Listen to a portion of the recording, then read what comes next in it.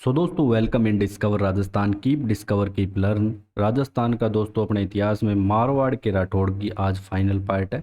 इससे पहले आपकी दो क्लासेस हो चुकी हैं मारवाड़ के राठौड़ की, तो वो आपको देखनी बहुत ज़रूरी है। वहाँ पे अपनों ने क्या है कि दोस्तों अजीत सिंह तक यहाँ पे कंप्लीट कर लिया था, अजीत सिंह तक। इसके बारे में बात करेंगे। इससे पहले मैं दोस्तों आपको बता दूं, अगर आप हमारी प्लेलिस्ट देखोगे जाके, तो उसमें एक तो हिस्ट्री और ज्योग्राफी आपके दोस्तों जो 50 नए ज़िले हैं उनके अनुसार है और लगभग कंप्लीट हो चुकी है। बस एक दो टॉपिक रहे। हिस्ट्री की बात करें, ध्यान रखना दोस्तों, जो आप एग्ज़ाम दे रहे हो, सीईटी का दे रहे हो, कोई भी एग्ज़ाम, एलडीसी, संगणक, सब में एग्ज़ाम में प्रॉपर काम आने वाली है। आरएएस की तैयारी कर रहे हो प्री लेवल की, तो भी आपके यहाँ पे काम आएगी। हिस्ट्री की बात करें दोस्तों, तो वहाँ पे भी अपने दोस्तों जो मेन जो वंश है, सबसे पहले हमने गुर्जर प्रतिहार किया। इसके अलावा परमार वंश, चौहान वंश पूरा कर चुके हैं। और जो इम्पोर्टेंट है दोस्तों मेवाड़ का इतिहास, गोहिल वंश, तो ये भी अपने पूरा कंप्लीट कर चुके हैं। अभी अपने मारवाड़ के राठौड़ हो जाएंगे, फिर अपने बीकानेर के राठौड़ करेंगे और आमेर का इतिहास भी कंप्लीट करेंगे जल्दी से जल्दी।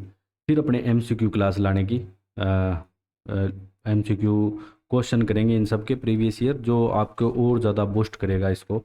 अब स्टार्ट करते हैं दोस्तों महाराजा अभय सिंह से। तो पहले मैंने आपको लास्ट लेक्चर में बताया था कि जो अभय सिंह के कहने पे ना, इसका भाई आता है भगत सिंह। भगत सिंह ये किसकी हत्या कर देता है? ये अपने पिता जो अजीत सिंह है इसकी हत्या कर देता है। ठीक है, ये क्या है? इसके पिता। तो पितृहंता शासक है भगत सिंह। आगे बढ़ेगा ये शासक भी। अब अभय सिंह यहाँ पे शासक बन जाता है और इसका दोस्तों जो समय काल रहता है यहाँ पे, ये 1724 से 1749 ईस्वी तक रहता है। ठीक है, और 2 बार ये गुजरात का सूबेदार भी रहता है। अब इसके समय जो इम्पोर्टेंट घटना आपको याद रखनी है वो ये है कि इसके समय एक हाकिम आता है गिरधारी दास। ये क्या है कि दोस्तों खेजड़ली जगह आती है जोधपुर के पास। यहाँ पे क्या है कि ये पेड़ काटने के आदेश दे देता है खेजड़ी के। और पेड़ काटने के जब आदेश देता है तो जो विश्नोई जाति आती है, सभी को पता होगा, जो पेड़ों और जीवों की सुरक्षा के लिए सर्वप्रथम यहाँ पे अग्रसर रहती है। तो अमृता देवी बिश्नोई के दोस्तों यहाँ पे नेतृत्व में पेड़ों को बचाने के लिए 1730, याद रखना कब, 1730 ईस्वी में यहाँ पे ध्यान रखना 1730 ईस्वी में आंदोलन होता है। और इस आंदोलन में 363 स्त्री पुरुष यहाँ पे शहीद हो जाते हैं, सिर्फ पेड़ों को बचाने के लिए। पेड़ों पे लिपट जाते हैं ये। ठीक है, ताकि ये अपने सिर को है ना, सिर की कीमत पेड़ों से कम समझते हैं कि पर्यावरण की अपने पेड़ रक्षा करते हैं पूरी। ठीक है, तो इसीलिए बोलते हैं कि सिर साटे रूह रहे तो भी सस्तो जान। ठीक है, मतलब जो हमारे सिर की वैल्यू है ये पेड़ों से कम ही है। तो ये बात कहीं कहीं बहुत सही भी है, एक्यूरेट है। तो 363 स्त्री पुरुषों का यहाँ पे दोस्तों बलिदान होता है। और इसके अभय सिंह के समय एक तो ये खेजड़ली आंदोलन हुआ या खेजड़ली वाली घटना हुई, अगर आपसे पूछे तो ये बहुत बार पूछा जा चुका है कि किस शासक के समय अमृता देवी बिश्नोई के नेतृत्व में बलिदान दिया गया 363 स्त्री पुरुषों द्वारा। तो अभय सिंह के समय खेजड़ली में, इसी में प्रतिवर्ष दोस्तों भाद्रपद शुक्ल दशमी को विश्व का, पूरे विश्व का एकमात्र, कहीं भी आपको वृक्ष मेला नहीं मिलेगा, सारे मेले मिल जाएंगे, वो यहीं लगता है। कब लगता है? भाद्रपद शुक्ल दशमी। ठीक है, भादुआगी दस्यों ने। अब अभय सिंह के शासनकाल में दोस्तों जो आश्रित कवि आते हैं ना, वो इम्पोर्टेंट है क्योंकि इनकी रचनाएं बार बार आपके एग्जाम में पूछी जाती है। कर्णी दान आते हैं जो सूरज प्रकाश लिखते हैं, ये सभी को याद होगा। ठीक है, कर्णी दान सूरज प्रकाश ने लिखी, लेकिन इनका जो विरुद्ध श्रृंगार है ये भी याद रखना आपके, ये भी इम्पोर्टेंट है। भट्ट जगजीवन लिखते हैं अभ्यादय, वीर बाण लिखते हैं राजरूपक। तो इसके समय ये इम्पोर्टेंट जो आश्रित कवि है ये है इम्पोर्टेंट। एक खेजड़ली वाली घटना है, दो ही चीज़ें बेसिंग के समय की इम्पोर्टेंट है। अगला जो शासक बनेगा ये राज सिंह बनेगा। अभी इसकी प्रवृत्ति सही नहीं थी सरदारों के प्रति, तो इसका सरदारों के साथ व्यवहार बिल्कुल सही नहीं था। और इस चक्कर में दोस्तों मारवाड़ के सरदार यहाँ पे चले गए नागौर के भक्त सिंह के पास। अब भक्त सिंह के साथ था होलकर, ठीक है, ये भी मराठा था, और राम सिंह के साथ भी एक मराठा था, जयप्पा सिंधिया, दोनों मराठे थे। लेकिन इसमें जीत यहाँ पे भक्त सिंह की होती है और आगे शासक है ना वो भक्त सिंह बन जाता है। अब ये भक्त सिंह वही है, जालोर परगने के लिए संघर्ष हुआ, ये भक्त सिंह शासक बनता है जिसने अपने पिता की हत्या की थी, अजीत सिंह की। ठीक है, ये थोड़े दिन रहता है, ये इतना इंपॉर्टेंट नहीं है भक्त सिंह। राम सिंह से ये जोधपुर छीन लेता है, यही बात बताई गई है। और बड़े भाई अभय सिंह के कहने पे अपने पिता अजीत सिंह की हत्या की, मतलब पितृहंता शासक पूछ ले तो ये भक्त सिंह ही आएगा। ये क्या 1751 से 52 तक इसका शासन रहता है। अब इसका पुत्र है ना आगे भक्त सिंह का शासन बनता है विजय सिंह, ये थोड़ा इंपॉर्टेंट आता है। अब इसके समय भी जो इंपॉर्टेंट चीज़ें हैं, देखो दोस्तों, जो भी एग्जाम में आपके पूछा जाता है ना वो मैं यहाँ पे आपको बताता हुआ चलता हूँ, उससे एक्स्ट्रा आप ज़्यादा ना याद करें कुछ। अब ये भक्त सिंह का पुत्र था। राम सिंह व मराठों के आक्रमण का भी इसने सामना करना पड़ा।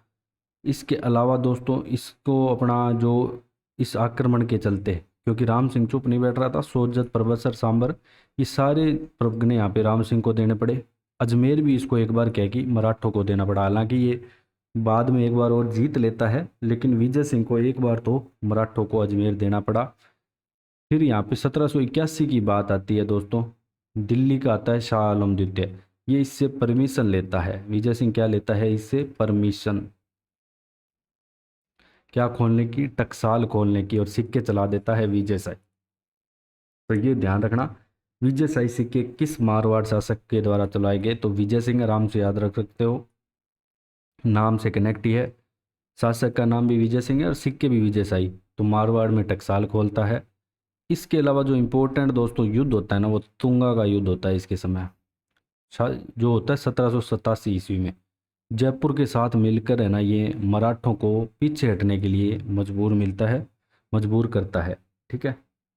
और अजमेर पे 1787 में वापस अधिकार कर लेता है। अब लेकिन ये पाटन का युद्ध होता है 1790 में। अब विजय सिंह यहाँ पे हार जाता है, वापस अजमेर इसको हारना पड़ता है। अजमेर पहले गया फिर आया, फिर वापस अजमेर इसके हाथ से चला गया पाटन के युद्ध में, जिसमें मराठों की यहाँ पे विजय होती है। तो इसके समय ना जो ये 1600 लास्ट 1700 इसके आसपास मराठा बहुत ज़्यादा एक्टिव हो गए थे राजस्थान में। अब इसकी एक पासवान रानी आती है गुलाब राय, इसके प्रभाव में आके ये अपने पुत्र मान सिंह को उत्तराधिकारी घोषित किया, लेकिन सरदार इस चीज़ का क्या करते हैं? विरोध करते हैं। अब ये विरोध करने पे भीम सिंह को उत्तराधिकारी घोषित कर देता है। अब मोस्ट इम्पोर्टेंट चीज़ क्या है कि दोस्तों यहाँ पे शामल दास का एक वीर विनोद जो आता है, जो शामल दास के द्वारा लिखी गई है, इसे जहांगीर का नमूना कहा। क्या कहा? जहांगीर का नमूना। किसने या किस शासक को कहा गया? तो विजय सिंह को कहा गया। और किसने कहा? शामल दास ने कहा, ये याद रखना। और गुलाब राय को क्या कहा? जोधपुर की नूरजहां, ठीक है। अब ये जो गुलाब राय है ये क्या थी? विजय सिंह और गुलाब राय आपस में पति पत्नी थे, तो विजय सिंह को तो इसने जहांगीर का नमूना कह दिया और जोधपुर की नूरजहां कह दिया इसकी पत्नी को। तो ये भी आपके एग्जाम में पूछा जा सकता है, इंपॉर्टेंट चीज़ है थोड़ी सी। अब अगर अपने बात करें नेक्स्ट, इसके आगे दोस्तों भीम सिंह को उत्तराधिकारी बना ही देता है। तो भीम सिंह के समय इतना कुछ खास नहीं होता। 1793 से 1803 भीम सिंह का यहाँ पे शासनकाल भी रहता है। अब इसके समय दोस्तों मेवाड़ का जो भीम सिंह है, ये इम्पोर्टेंट है कि मेवाड़ का जो भीम सिंह की पुत्री आती है कृष्ण कुमारी, इससे भी इस भीम सिंह का विवाह तय होता है, लेकिन जो भीम सिंह है इसकी हो जाती है मृत्यु विवाह से पहले ही।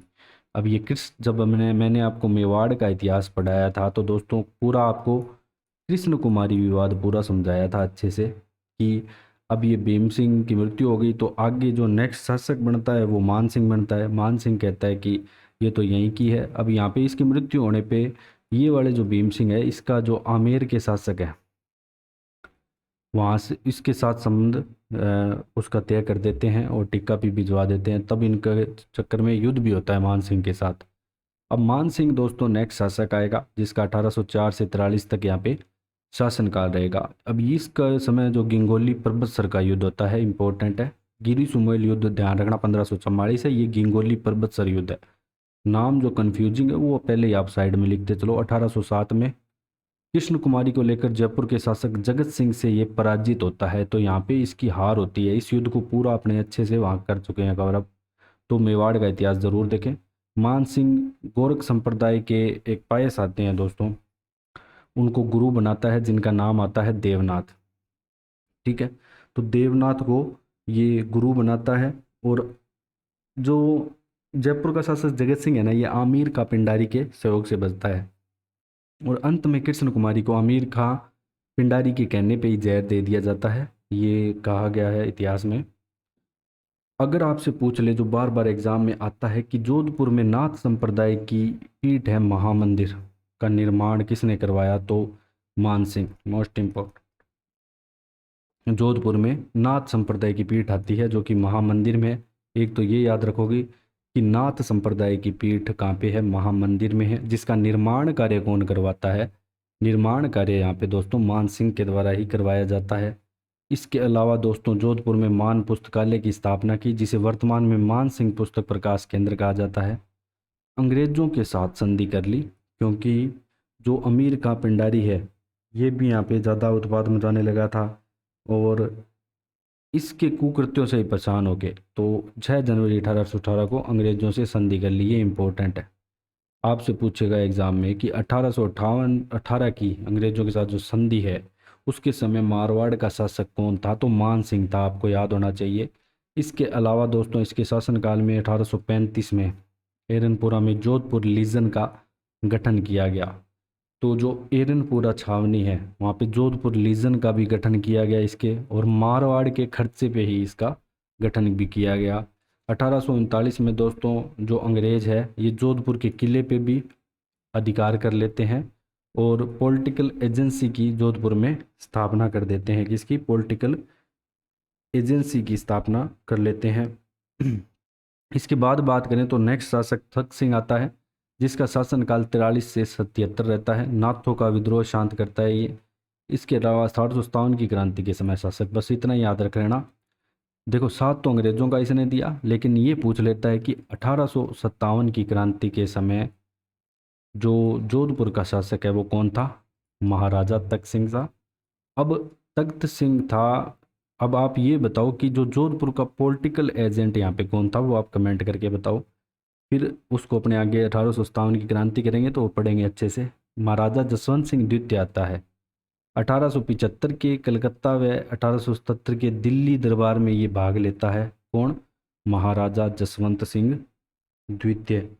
इसके अलावा अगर बात करें तो लिट्टन ने इसकी जो सलामी की तोपों की संख्या है 19 कर दी थी, और 1878 में कितनी, 21 कर दी थी। ठीक है, ये पूरा अंग्रेजों के साथ था अच्छे से। और अंग्रेजों के साथ ये 1879 में नमक समझौता भी करता है, जिससे इसको विरोध का सामना भी करना पड़ता है। ठीक है, और 1881 में जोधपुर की पहली यहाँ पे जनगणना इसी के समय हुई। तो एक तो जोधपुर की पहली जनगणना कब हुई ये याद रखोगे आप, कि 1881 में हुई। किस शासक के समय हुई, जसवंत सिंह द्वितीय के शासनकाल में हुई। तो ये दोनों बातें याद रखोगे। और एक और इम्पोर्टेंट पॉइंट आता है कि 1883 में स्वामी दयानंद सरस्वती जोधपुर इसी शासक के समय कब आए, ये भी पूछा जाता है। और किसके शासनकाल में, सबसे पहले कहाँ पे आए, तो करौली में आए। तो ये दोनों सारी चीज़ें याद रखनी है। और इनके शासनकाल में आर्य समाज की स्थापना भी हुई। और 1884 में जोधपुर में दोस्तों यहाँ पे नगर पालिका की भी स्थापना की गई। इसके अलावा बात करें तो 85 में बाल विवाह पर प्रतिबंध लगाते हैं ये। ठीक है, और इनके समय जो राजकवि आते हैं वो मुरारी दान आते हैं, जिनके द्वारा यशवंत यशो भूषण लिखा जाता है। तो इम्पोर्टेंट है ये भी कि यशवंत यशो भूषण ग्रंथ किसके द्वारा लिखा गया, मुरारी दान के द्वारा। फिर आता है महाराजा सरदार सिंह। इसको पोलो खेलने का बहुत शौक था। जो पोलो गेम आता है, ठीक है, वाइट सी बॉल होती है और उसे मार, पोलो आपने देखा ही होगा। तो इस चक्कर में जोधपुर को क्या पोलो का घर कहलाता था उस टाइम। अगर बात करें तो पोलो खेलने का किसको शौक था, सरदार सिंह को शौक था। अब इस ये क्या काम करता है, चीन के बक्सर के युद्ध दबाने के लिए मारवाड़ी सेना स्वयं अंग्रेजों के साथ चले गए। ये खुद भी गया और अपनी सेना को भी साथ में लेके गया। इसके लिए इसको मारवाड़ के झंडे पर चाइना 1900 लिखने का भी यहाँ पे इसको सम्मान भी मिला अंग्रेज़ों के द्वारा। इसके अलावा 1902 में इंपीरियल कैडेट कोर में नाम लिखाने वाला पहला शासक अगर पूछे तो ये इम्पोर्टेंट है। इंपीरियल कैडेट कोर में नाम लिखाने वाला पहला शासक कौन आएगा? सरदार सिंह आएगा। अब इसके अलावा ये 1910 में दोस्तों 20,000 रुपये वार्षिक मंजूरी कर एडवर्ड रिलीफ फंड भी बनाता है। ठीक है, जिसमें ये क्या काम करता था कि असमर्थ लोगों को यहाँ पे पेंशन देता था। ठीक है, ये फंड बना के। तो ये वैसे अच्छा शासक था, इम्पोर्ट बढ़िया काम कर रहा था यहाँ पे। एडवर्ड रिलीफ फंड बनाया इसने 20,000 रुपये वार्षिक सहायता से, जिसमें कि असमर्थ लोगों को ये पेंशन वगैरह भी देता था। इसके अलावा इसने बहुत सारे काम किए थे, जैसे चोरी किए गए माल के मिल जाने पर राज्य द्वारा चौथाई हिस्सा लेने की प्रथा भी इसने बंद कर दी थी। अब जो जसवंत सिंह द्वितीय है, इसकी याद में जसवंत थड़ा, जिसे राजस्थान का ताजमहल कहा जाता है, ये भी बनवाया गया। किसने? जसवंत द्वितीय की याद में। और बनवाया किसने, ये ध्यान रखना, बनाता सरदार सिंह है। तो ये चीज़ इंपॉर्टेंट है। फिर आता है सुमेर सिंह। 1911 से 1918 ईस्वी दोस्तों इसका शासनकाल रहता है। 11 के दिल्ली दरबार में भाग लेता है। बनारस हिंदू विश्वविद्यालय के लिए यहाँ पे 2 लाख रुपए यहाँ पे चंदा दिया। तो बीकानेर के शासक भी चंदा देते हैं यहाँ पे। ठीक है, और महाराजा सुमेर सिंह ने भी दिया। शिल्प विज्ञान शिक्षा के लिए 24,000 रुपये सालाना देने का यहाँ पे, जो बनारस हिंदू विश्वविद्यालय के अंदर अगर शिल्प विज्ञान का जो कोर्स है उसको शिक्षा प्रोवाइड करने के लिए 24,000 रुपये सालाना देने का भी निर्णय किसने लिया? महाराजा सुमेर सिंह ने ही लिया। तो ये इम्पोर्टेंट हो जाते हैं। प्रथम विश्व युद्ध में अंग्रेजों की सहायता के लिए सरप्रताप के साथ खुद गए ये। अब उमेश सिंह की बात आती है दोस्तों। उमेश सिंह का जो शासनकाल है 1918 से 47 तक रहता है। इम्पोर्टेंट यही है कि छित्र पैलेस का निर्माण करवाया छित्रपाड़ी पर 1929 ईस्वी में। डेट भी इम्पोर्टेंट है। गोलमेज सम्मेलन में भाग लेने के लिए राज्य प्रतिनिधि के रूप में JW यंग को भेजा, खुद नहीं गए।